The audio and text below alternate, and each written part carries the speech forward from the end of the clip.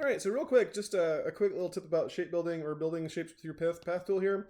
Gravit Designer works a lot like Illustrator does, wherein you can sort of create your path, by just clicking and dragging, like most Bezier pens do. Several programs don't allow you to sort of just click on the path you just made, and then suddenly it takes it away. But like, if, for instance, if you wanted to make a real sharp angle, all you gotta do is you just have to like click, drag your point, and then click once on the node you just made to sort of flatten that out to where it's not going to curve anymore. It'll maintain the previous curve, so it doesn't involve any kind of guesswork as to which direction you want to go. So you can just sort of click once, and then you can continue your curve here. So just draw, and then once you have that, you can just sort of click anywhere near there. It'll tend to kind of gravitate towards that, and you can sort of make your little points sort of sharp, and you can create these fun little effects. For instance, this could be very handy for your shadows and stuff. For instance, maybe I want to come over here and sort of drag inside and stuff, and you can get in real close, and you can make some real fun effects using this little technique. So this is just a neat little way of getting your pen tool, making the most of your pen tool here.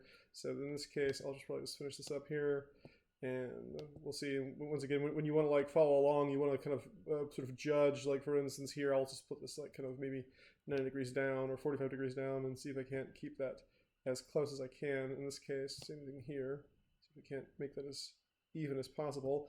And then for instance, here a good way of like getting this is just to sort of drag this down some here. So I'll just real quick click this, drag, and then holding down the Alt key, sort of follow this in as much as I can. Keep this as even as possible, so it'll still have a curve, but it won't be quite as extreme, and that'll kind of reduce the amount of say for instance overlap when it comes to the curve there. And whenever you finish your curve, you're always going to find a moment to where it's going to this last little curve, it's going to affect the first node you made, the handles of the first node you made.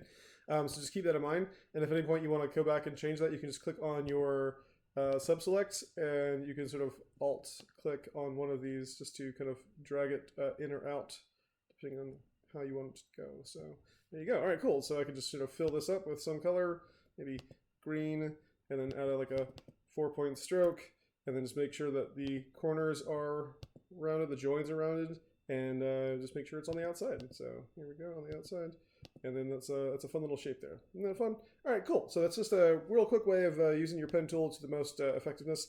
Just dragging it out, making your curve, clicking once on the node you just made, and then boom, you get your flat little join there. All right, cool. Well, can't wait to see you guys produce.